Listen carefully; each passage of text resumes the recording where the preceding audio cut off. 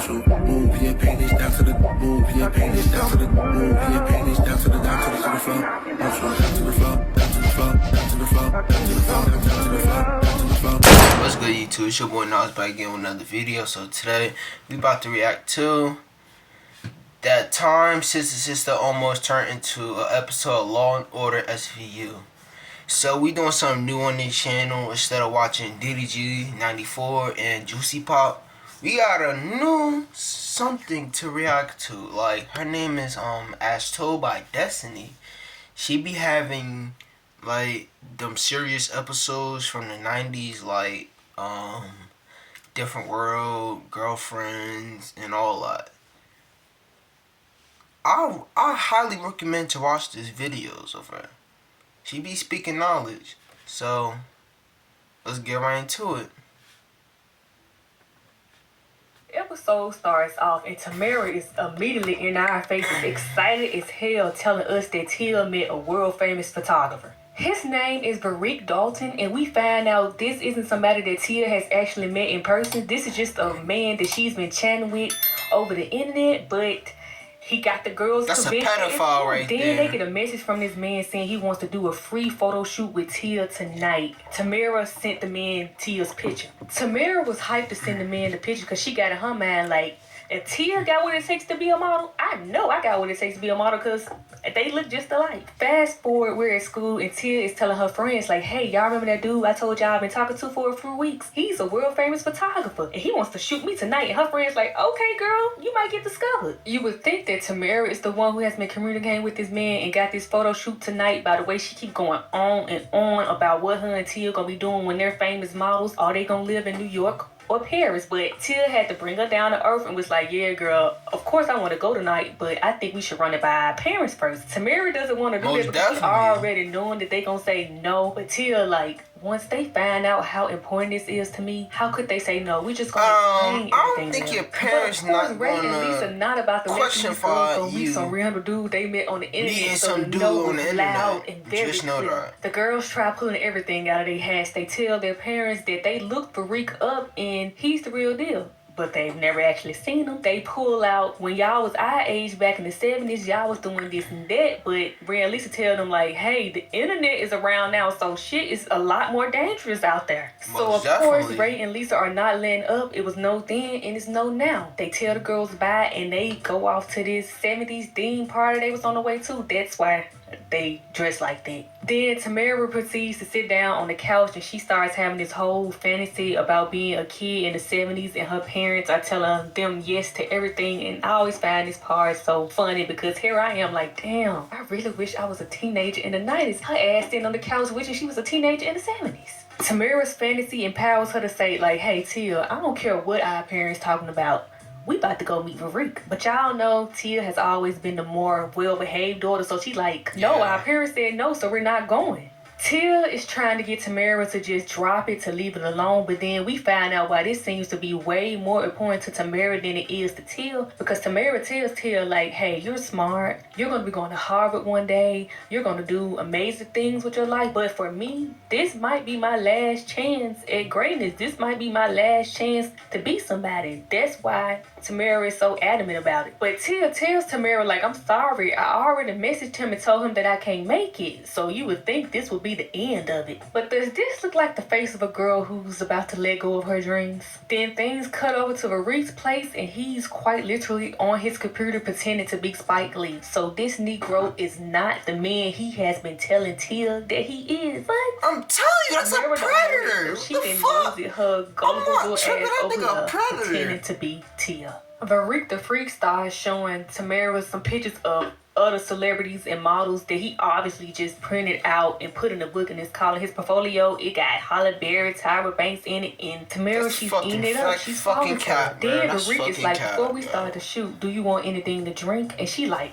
some hot cocoa. Then he's like, nah, I was thinking about something stronger than that, girl. He talking about some Hennessy. Get out of there. But Tamara is just a young, naive girl who doesn't understand what she has gotten herself into. God, she is getting scared. It be niggas like these Jump back to the house and Roger has showed up because he wants Tamara to go to the movies with him. He and Tia go upstairs to find the room a mess and Tamara gone, but it doesn't take long for them to go over to the computer and find out that Tamara went to meet Verique in Tia's place pretending to be her. So Tia's like, Roger, you stay here in case my parents show up. I'm about to go get Tamara and bring her ass home.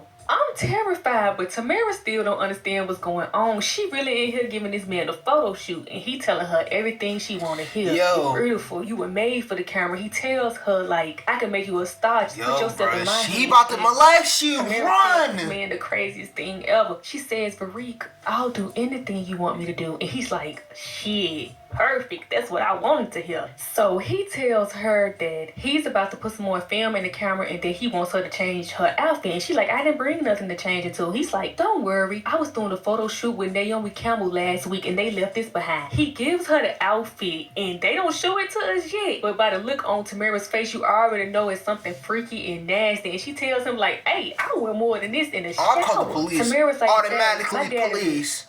If he knew that I was putting on something like this, then Marika's like, well, let's just call your daddy and explain the situation. And that's when Tamara reveals that her daddy doesn't know she's over there. Then Verique starts hearing Tamara with some reverse psychology. He tells her like, hey, I'm doing you a favor. No professional model would give me this big of a problem. And if you want to leave, you can leave. But like I said, this is very important to Tamara. She's feeling like this her last shot. So she's like, okay, I'll do it. While Tamara is putting on that outfit, Tia shows up and she explains to Verique that, hey, my sister came over here pretending to be me. But he's like, sister? What sister? Nobody here but you and me, baby. But luckily, this is when Tamara comes out of that room and she's like, I'm not about to put this on. And we get to see what Verique's real freak nasty ass wanted her to put on. And sir, oh my God, this was weird as hell. Why Tamara came over there pretending to be Tia. And as you can see by the smile on Verique's face, he really feeling like he done caught him a lick. All he can think is like, oh shit, twins. And if you're not afraid now, prepare to be fucking terrified. Because this is when he locks them in his house. Oh my gosh! I'm scared right now. Oh hell no. During the midst of this, Ray and Lisa end up showing up at home and they find Roger on the couch eating up all their food. And instantly they ask him like, where's Tia and Tamara? Luckily it takes Roger no time to spill the beans. He's like, Tamara went to meet some freak named Verique and Tia went together. Ray and Lisa are like, oh shit, our girls could be in danger. So they get Roger to go upstairs and show them the evidence. At this point I'm damn near shaking, but I gotta keep telling the story. Hell so no, that nigga nasty. He's like, oh, let's get this party started, right? And he started following them around his apartment. And Tia like, you better let us out of here.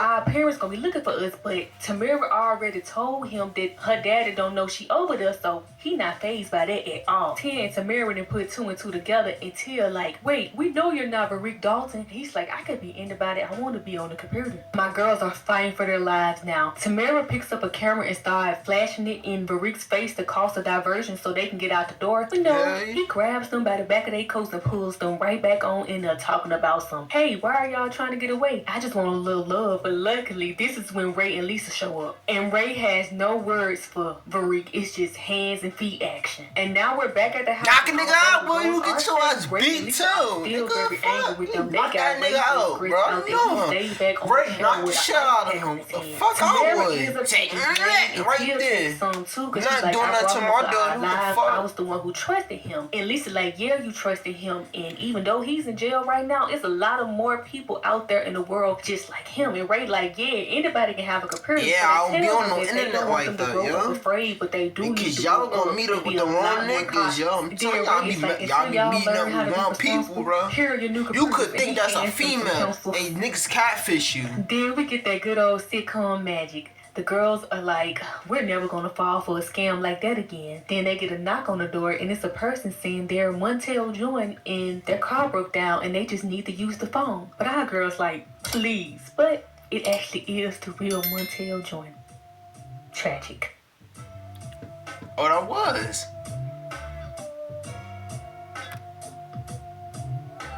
Hey, this is a good video. I really like this. I like when she break it down and stuff into little pieces and tell the audience that do not meet nobody on that internet because you don't know who you be talking to. You could think that's a girl that you don't know, not from your school, and and that could be a predator or a man, a white person, most definitely a white person, and you could be talking to a guy, the same thing, and finding out that's a predator, that's a grown ass man, to prefer as a girl.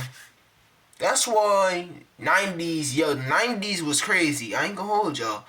I love the 90s though, but they was wildin'. I ain't gonna hold you. Y'all niggas was wildin'.